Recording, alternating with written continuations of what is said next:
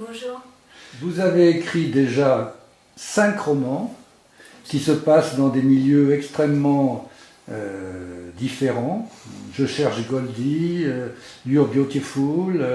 Et là, d'un seul coup, vous écrivez Une nuit à Carthage et on s'aperçoit que vous êtes né en Tunisie. Pourquoi ce 6e roman qui retourne à vos racines tunisiennes?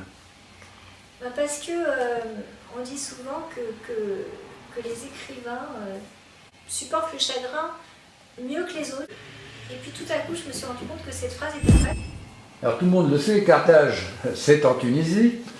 Et votre roman se passe dans les couleurs, le pittoresque, la nourriture de la Tunisie, alors où il y avait très peu vécu. Comment vous avez pu raconter de façon si réaliste cette vie dans ce pays à cette époque?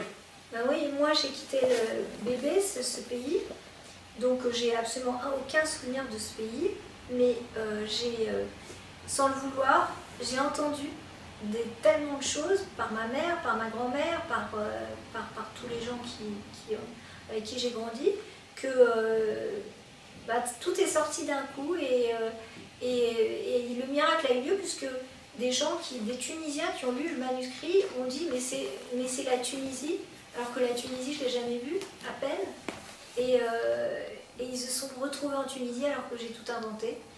Et c'est des souvenirs inventés, quoi. Oui, mais votre famille qui voulait rester en Tunisie, elle a été obligée de partir. Pourquoi est-elle partie? Elle est partie comme tous les juifs qui ont été obligés de quitter les pays arabes, ça on n'en parle jamais, que les juifs ont été obligés de quitter les pays arabes parce qu'ils n'avaient pas le choix, parce que c'était compliqué d'être juif quand les pays arabes sont devenus... se sont débarrassés de leur colonisation ou protectorat, ce qui était le cas de la Tunisie. Que s'est-il passé cette nuit-là à Carthage? Cette nuit à Carthage, c'est une nuit d'amour fou, une nuit que tout le monde a envie de vivre, et en plus quand on est jeune.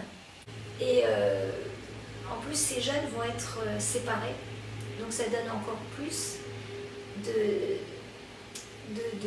profondeur et de beauté à cette nuit à Carthage, en sachant qu'en plus elle a été dans cet endroit mythique qu'est Carthage, en Tunisie.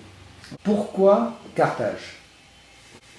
Parce que le Chéliard, un guide qui venait d'Israël, ça se passe après la guerre, en 1952, et il vient d'un tout jeune pays qui s'appelle Israël, et il va en Tunisie pour demander à des jeunes gens de le suivre en Israël pour construire ce pays qui est plein de cailloux.